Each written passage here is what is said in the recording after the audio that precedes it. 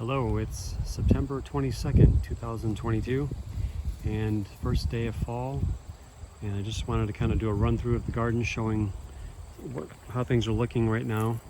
There's a chance of frost tonight actually here, Southwest Michigan, particularly at this spot. So I want to show how things look before they get zapped by frost possibly. Looking here at some rose hips from a native rose, kind of small hips, but there's a pretty good amount of them on there. And these yellow flowers, those are sunchoke or Jerusalem artichoke flowers. And I used to have many good patches of this plant around the garden, but deer have basically extirpated it from the garden. So now there's only a few still flowering. I've moved them into fenced in areas to keep the deer off of them, and that's working okay. The purple flowers here are New England Aster. So this time of year, the sunchokes and the New England Asters, there's one little cup plant flower there. Cup plants are basically done. The silphiums are basically done. That's green-headed coneflower, and these are just about finished. See a little bee here working on that one. But yeah, they're about done. Pokeweed berries are all pretty much formed. Hopefully the wind noise won't be too bad today. I'm kind of watching the weather. It's a little cloudy and dramatic in the sky. The wind maybe is dying down a bit from what it was earlier. These Quince Fruits are losing their fuzz a bit as they get bigger. This is the first year for fruit on these. This is Aroma Naya. I've never had this fruit before, so don't know what to expect. But you'll see some things are starting to turn colors. Some of that is from drought. We've had a very dry latter half of the year or summer. Spring started off really nice. Had good moisture. Had a mild winter last winter, and really good moisture in the springtime. But now it's been dry since June or so. Another one of these wild rose bushes with lots of hips on it. And I should point out here, this hedgerow in the front, this was all replanted 2 or 3 years ago after the power company came through and did a bunch of work. Used to have a mature hedgerow here, but it's not filled in as nicely as I would have liked it to in the time. This tallest bush here is an autumn olive, and those really grow better than almost anything on this site. So I've gone in, I got some autumn olives that I dug up from a friend's house a few days ago. They were going to be mowed down. They were growing under her chestnut trees. So I dug them up and moved them, and I put autumn olives, kind of staggered them in between a lot of these smaller bushes just to fill the hedgerow out faster. And I'll keep cutting them back and using them as mulch. They won't be a permanent fixture in the hedgerow necessarily, but they're a good jump start to get other things going. Good companion plant. They fertilize the soil for everything else. So looking over here, you'll see yellow leaves. That's a pawpaw. Some pawpaws are not really showing that yellowing. I think it's a little bit drought dependent. This one here didn't get watered as much, so that one is hopefully not going to perish over the winter. There's some more New England Aster over here. I've been surprised at how well New England Aster has done at this site, because it really, I would think it's too dry here for them to like it, but they've been doing okay and reseeding themselves around and showing up even in sod, which there aren't many flowers that do that. I want to show you here, there's not many left on this bush, but these are called amber autumn olive. This is a cultivar with light colored fruit, and they've just been ripening up the last few days, and I can say that the flavor is kind of what I expected. They're pretty mild and bland, don't have a lot of flavor depth to them. It's a neat novelty to grow. Be curious to see whether the seeds grew out what percentage of yellow fruited autumn olives, if any. Probably some. Don't know if I'm going to try that this year or not, but yeah, kind of a bland flavor, not very sweet, not very tart. I will show you this pear tree here. Also, I've decided I'm not planting any more pear trees on purpose. Let me pan over this way. So this was one I planted 2 or 3 years ago, and all it is a sad little stick, and it's never grown any on the top. It's just pathetic. Let's see if I can tell you what variety this is. This is Magnus, like Magnus books, semi-standard. Okay, so it's crap, but you'll see other videos I've shown. There are pears that just show up. I see one just ahead here. I'll point it out in a second. And they grow in like a year. They grow bigger than that whole tree has in 3 years. And you can graft onto those. Those are just weedy calorie pears that the birds plant. So this tree that I'm showing here, this is a European pear that I planted 12 years ago. And I lost the top half of it to fire blight about 5 years ago. And so it's regrown. It's got a good crop this year. I've been eating some, picking some off. You know, they basically will come off pretty easily into your hand. They got some bug issues. I see stink bugs bothering them too. But they're getting a little soft. Probably could have picked them when they were hard and green. Some of them still are hard and green. And then let them, you see the color difference here. Let them soften up off the tree. That's probably the best way to do it. If you let them get soft on the tree, they'll just be kind of mush in the middle, which is not what you want. So this big chestnut here, that's regrown a couple of times, it died down to the ground. See, it's got two trunks. That has a couple burrs on it this year. I'm doubtful whether those burrs have any nuts in them, but I'll be curious to see. Probably can't really see very well, but my chestnuts are starting to open in other places, so you're going to see those in a minute.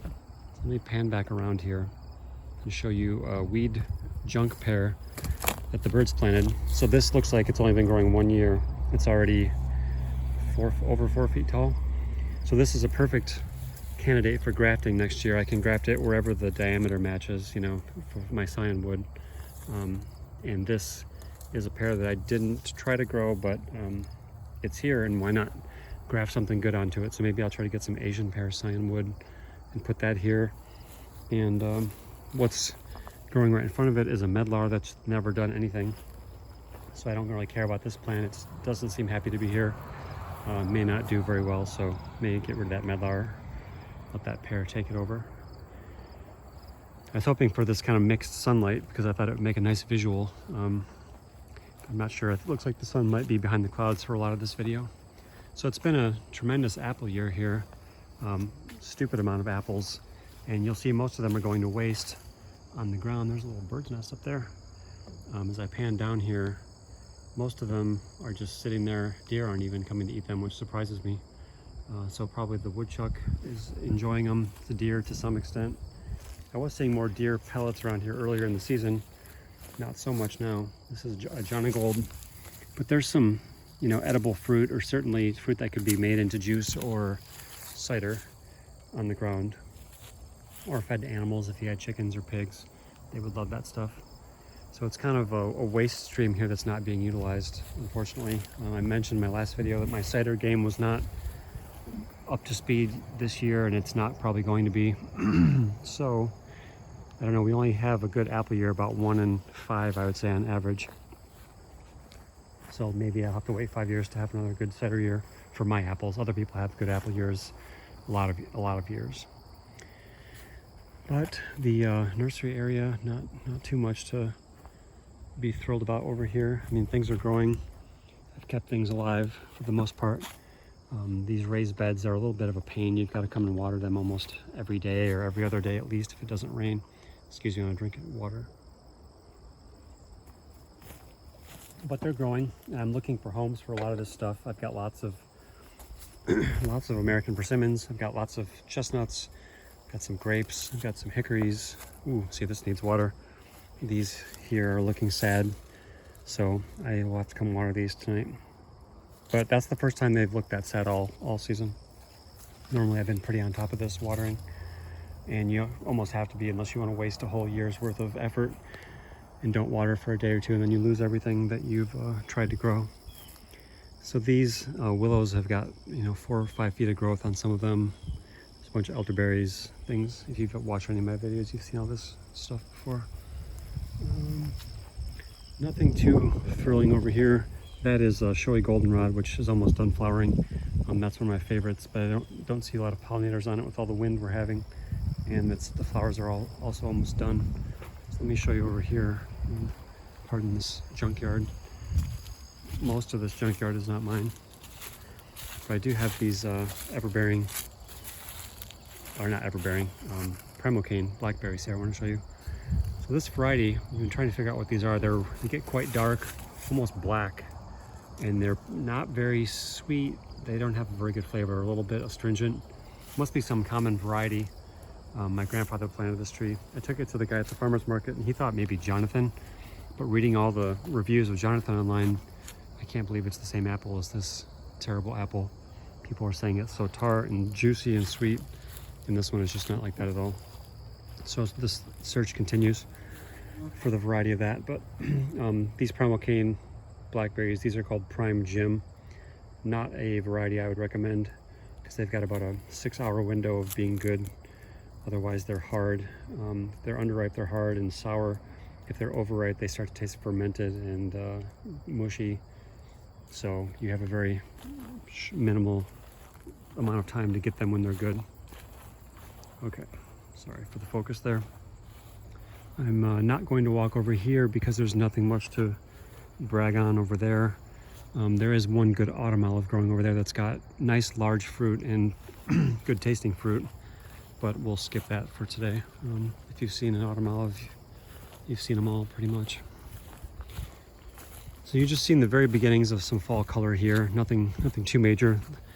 Sassafras tends to get some pretty fall colors. More what you're seeing here is just drought stress than fall color turn. Although if it gets down almost to freezing tonight, you're going to start to see a lot more color in the plant leaves.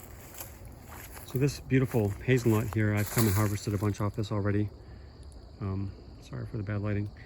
It's still got quite a heavy crop, and I noticed there were some falling down here on the ground, and nothing is coming and getting these. So the squirrel pressure at this site is not bad in a lot of places still, although it is bad over by my neighbor's driveway where my chestnuts are starting to fall. So we're gonna go see those here directly. I've been fighting these squirrels. This is the first year that my timber chestnut tree has borne nuts, and the squirrels, for the first day or two, they didn't seem to catch on, but now they are on the job and they're working 24/7, it would seem. So they are beating me to what looks like 90% of the harvest. Keeping a spreadsheet of how many I'm getting from the tree, and yeah, it's like a few per day if I'm lucky. Some days it's been 0. I'm going to check it 2 or 3 times a day, so they are really on top of the harvest. So I'm going to show you, I do have my first few nuts on this tree that I got from Dick Winkle. I'm sorry to always mention this tree, but it's a special one. And I had the first nut this morning. Sorry, I took it home, don't have a video of that. Here's the bird that it came in. The other 2 pieces of it were not pollinated, not formed. They're kind of duds. But it was a good sized nut, pretty to look at. You can see a couple more here that are about to open. See, there's like a seam that'll split open. And that one too. So these are going to open the next day or 2. I'm going to keep my eye on those and see if the squirrels, I don't think, are over here because there's not much else going on right in this little area. So I'm going to keep a watch on those. And yeah, sorry that the lighting is pretty ugly right now. Sumacs are churning a bit. Again, mostly drought-related stress. Not so much that they are the temperature doing it. So this tree here, this was sold as American Hybrid Chestnut by Hartman Company, and they don't sell this on their website anymore, so I can't tell you, I can't compare it to anything that's currently in their catalog. It's got very small nuts, or small burrs, and so far it's had burrs many years, and I've never seen an actual nut in any of these burrs, just duds. And all of them on the tree this year are duds that I'm seeing so far. And so I'm wondering, is there just something wrong with this particular tree? You know, it should have been getting pollen from something. There were other things, other chestnuts around that were flowering at the same time as this one.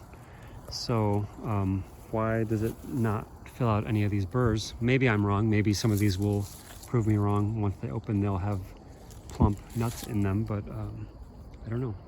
So if this thing turns out to be a joke, I could always graft something else onto it and keep the rootstock. or I've got a bunch of other chestnuts here that are planted at too close of spacing. So, this one could get cut down at some point. I wouldn't feel too bad about it because so far it hasn't grown impressively, and it doesn't have any nuts. And the nuts are going to be quite small if they do ever fill out by the looks of it. Now here's some interesting lighting going on with this low angle sun and clouds. Probably can't see, but on this tree here there are a couple of nuts, like right there. There's like 2 or 3 nuts, and I think this is a tree from my friend Allison's seedling of her trees. And so if that's true, I have to check my map again. That will be the first nut from any of the seedlings that I planted from her trees, which is exciting. So I can evaluate how those stack up to the 2 parent trees. And I've planted, I don't know, quite a few of her seedlings around the garden. There were just some birds there eating the seeds of the cup plant. I scared them away, damn. Sorry for the glare, hopefully you won't get too much lens flare. So yeah, I've got a bunch of seedlings that come from what can only be 2 probably pollen parents. There aren't a lot of other chestnuts growing within hundreds of feet of there. So I don't know if that's too much of a genetic bottleneck. But I've got a bunch of other chestnut genetics around that were not from her trees, so I think it'll all work out. And plus, I'm going to have to thin trees out anyway. Okay, so as we get over here, this tall, dark tree here is my timber chestnut. And I have to be a little quiet over here because there's a huge hornet's nest that I did not notice early on in the season, but I've been having to tread very carefully and trying to disturb them because I really don't want to get attacked by these things. Let's see if I can show you their nest. But yeah, there's been a lot of empty burrs on the ground, but very, very few nuts. And I've been picking up most of the burrs and tossing them aside just so it's easier visually for me to see what's going on. And you'll see I also put down, I got some spoiled hay from a friend, so I tossed that down. You'll hear the squirrel chattering in the back of me. He's pissed off because I'm messing up his game here. But I put this hay mulch down to try to be a visual. I had some tall weeds and things. You can see what the ground layer is like here. Not ideal for searching out chestnuts and to pick the seeds up when they fall. So I figured this stuff would be a little bit easier to see them on. Plus it gives some mulch and water retention, etc. As the season goes on.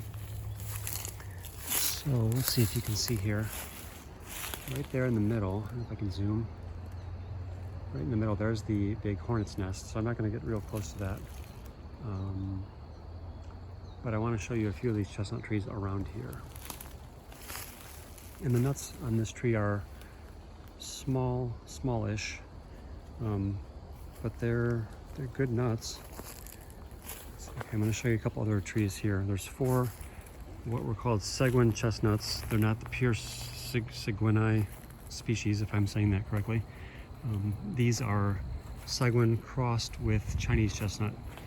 I think Seguins have more of a habit like the chinkapin chestnuts. I want to say they bear a single nut in each burr, and these have multiples. But I got my first one ever today after at least 10 years of waiting for these trees. And you can see this one's got some major leaf problems. I don't know. I think it's just genetics. Some of them have it worse than others. I'm just going to keep adding organic matter on the soil and hope that sorts itself out later, but it may not. But again, these trees are planted pretty close, so if I have to cut some of them out later on, that's probably not going to be the end of the world. But there's quite a decent crop on some of these. And yeah, the first one was today, quite a small nut. It's the smallest chestnut I've seen other than these chinkapin chestnuts. It's like the size of an American hazelnut when you get it out of the husk. So these, it was an open one. I don't know if I can pull this thing down to show. Sorry. Okay, so the one I harvested earlier came out of this deal here, and the other ones are not. They're not there yet. They're not ready. So I'm not going to try to force those open with I've already got enough slivers in my hands and stab wounds from these chestnuts in the last few weeks. But here I've got a chinkapin chestnut, and this one, I don't remember if I've ever had good nuts out of this one. It's got a hell of a lot of burrs this year, but they're all teeny tiny. And I don't know if some of the larger ones are going to have decent nuts in them, but all the ones that are opening, like these little joke, I mean, the size is just ridiculous. There's nothing, it's just a dud. So this one here looks bigger than that one. I'm curious to see once these bigger ones open, if they'll have an actual, normal size nut in them, which is still pretty small. It's like a chickpea size maybe, or smaller even. But that remains to be seen. And the one across the way here, that one has bigger burrs in general. I think that's the one that I harvested from before, so I'm going to show you that in a second. But this beauty of an oak here, I think I determined that this might be a swamp white oak. And it's got some acorns this year, and this is what they look like. And actually, as a test, I ate one the other day. I took it out of the cap and I peeled it and I ate it, and it was basically palatable raw. Like, it didn't have much tannin at all. So I've heard that swamp white oaks are low tannin, and I don't know where this tree came from. The squirrels planted it, or some critter planted it, but that's cool. That's very exciting. So it's a beauty of a tree. I'm gonna leave it where it is, even though it might eventually want to overshadow my chestnuts here. So sorry, sunlight glare. So I'm looking west right now, and there's that's the swamp white oak. And then just to the west of that, there's a chinkapin chestnut. To the west of that, the tall tree is the timber tree. And then here I'm looking more north. This is another chinkapin, and this has tons and tons of burrs. And you'll see a very nice set. And these are a little bit bigger, and they're more conical in shape. They're not as round as the other ones. So I think this is the one that I did have a few nuts off of. It would be 3 years ago. The last 2 years there was no nuts for some reason, maybe because of frost or some other variable. Now the crows are mad at me too. But this is a cool tree. Excited about these. And then this chestnut has nuts. I think maybe last year I might have had one or two, but this has some real dandies on it. It's got some large burrs. Some of these are the size of baseballs, and quite a few. I'd say it's got 50 or 70 on there maybe. And these are not really starting to open yet. There was one the other day that opened. It was here, but it was a dud. It didn't have any filled nuts in it. And I've been kind of amazed at the energy that chestnut trees put into making burrs that are just full of duds, like unpollinized or unfertilized nuts. Like, what is the evolutionary advantage of expending all that energy? Is it like a decoy thing to psych out the critters, or what? Like, why wouldn't they just drop that thing and abort it and then not waste all that energy making spiky burrs for nothing? But maybe I'll find the answer to that someday. So this is kind of a beautiful scene here right now. The beginnings of color and low angle sunlight kind of cascading through. Let's see, which way do I want to go? I'm gonna go this way. Here's some more of this hay that I got. I got 9 bales. That's about how many could fit in the back of my truck. We'll show you here. The pawpaws are coloring up earlier than other stuff. I think mostly because there's some blue jays over there eating something.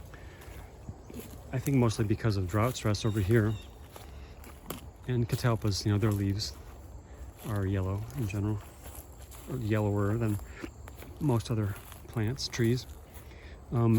Pawpaw behind there, little pawpaw inside there, pawpaw here. These are black locust, taller ones. Okay, so if we cannot get total lens flare, we're gonna walk this way. Damn, tripwires.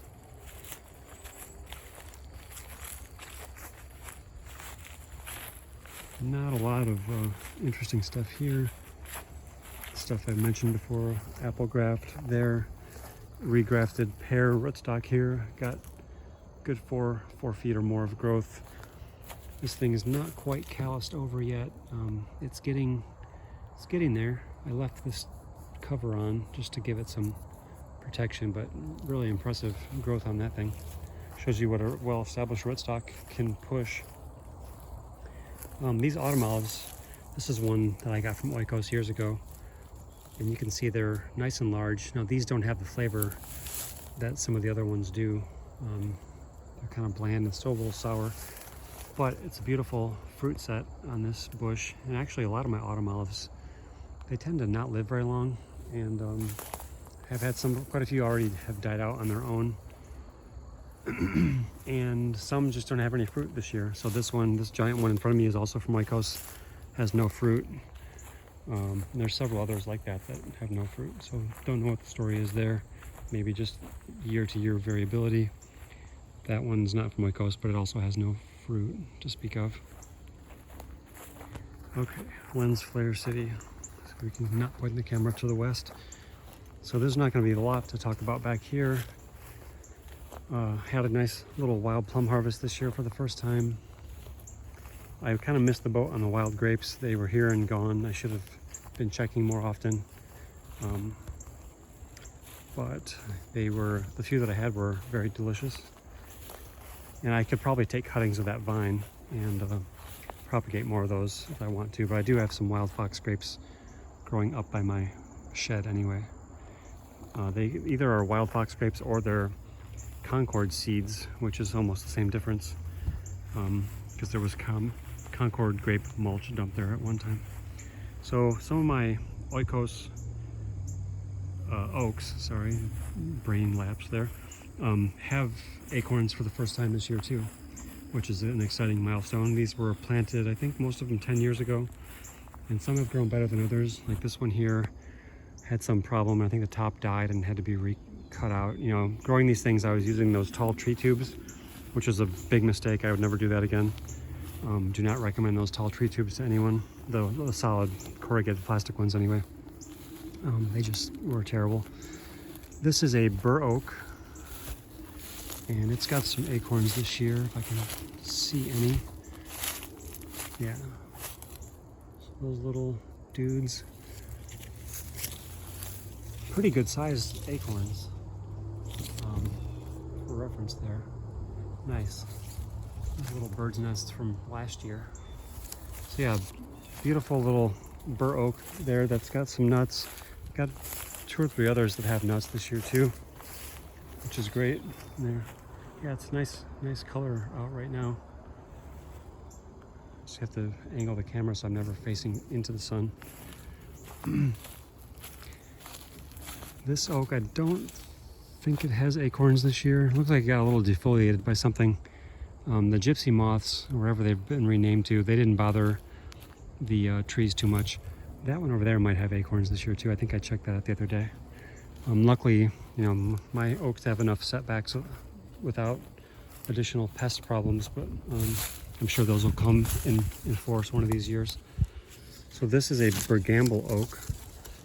I just tried one of these a few minutes ago, one that had kind of turned brown, and it was not as palatable as the swamp white oak was, raw anyway. So I think, you know, these could obviously be processed for oil, or you could leach the tannins out of them and make flour or all kinds of goodies, but haven't done that yet with these. Haven't had any to harvest in quantity. This oak here does not have any nuts yet. That 2-forked tree there is a wild apple, and both forks of that are grafts that I did, and I can't remember if they're 2 different varieties or one. We'll see if it ever fruits. These are Red Osier Dogwood Fruits. Really pretty fruits. Surprised the birds haven't gobbled these up yet. Usually they go for these as they're migrating south in the fall. They might, although it's not a mass planting. There's 7 of them here, but out of the 7, only a few still look halfway alive, and then only that one has any amount of fruit on it. So probably that's the reason. If there was, you know, a swampy area that had 50 of those plants, then that might make it worth the birds' while to stop and check them out.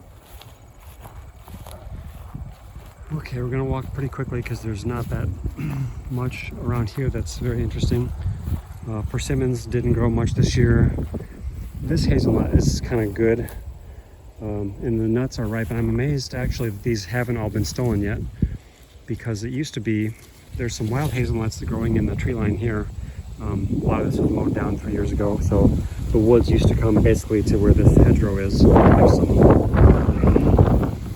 There's some wild hazels in those woods or at the edge of the woods. And every year when I would check those, they would seem to be stripped, the nuts would be gone. I could hardly ever find a nut in the whole grouping. So I'm kind of amazed. I know there must be squirrels that live in this little woodland. They've not come and cleaned that bush off. But anyway, I want to harvest some of these as seed stock because that's a pretty good producer there. And the flavor of those I think is pretty good. I tasted them. I've been taste testing as I go. And these all will taste better once they dry down a bit. But even raw, they're pretty good. They're edible. So yeah, you can see the white bark thing. I think that's a quaking aspen or something closely related to that if it's not. But it's one of these kind of thicket forming. You can see there's a bunch of sprouts of it coming out this way. There's a bunch of autumn olive in there. Wild hazelnut there that's kind of coloring up. And so these hazelnuts were here. My grandmother remembered these being here 70 years ago. And there's one there that's come back from being cut. So that's pretty cool to me to have this neighborhood legacy of hazelnuts growing here for a long time. Obviously they do pretty well here. I'm pretty happy on the site, so I've been trying to plant a lot of them, and I've been pleased with how they've grown and how they've produced for me. So I don't want to shoot into the sun here, but some more hazels over here, some more sumac. These little tree tubes are young hazels that I've put in the last couple of years, mostly from Mark Shepard's breeding program. So yeah, this part of the hedgerow looks pretty intact still. The autumn olive is the tallest thing here. Again, autumn olives just grow so much better than almost anything else on this site. They can handle poor, droughty, crappy soils. 9 bark. That Nanking cherry's got drought stress, and it's got a wild riverbank grape on it. I've been thinking about making juice out of these riverbank grapes, and I haven't done it yet. Probably, it's not too late, but I don't know if I'm realistically going to have the time. There's a hazelnut here. It has some production, not huge production. 9 bark. There's a walnut tree. I've got to get that out of there. I want to keep the trees out of this hedgerow so that I don't run afoul of the power company. So I think with the wind noise and everything, I'm going to stop this a little short. Hopefully it hasn't been too unbearable. Apologies, and thanks for sticking with it. Probably do another 1 or 2 walkthroughs this fall as the colors really start, because that's nice to see the colors as they change. But yeah, if you're in the area, come on by, walk through, take a visit, see how things are looking.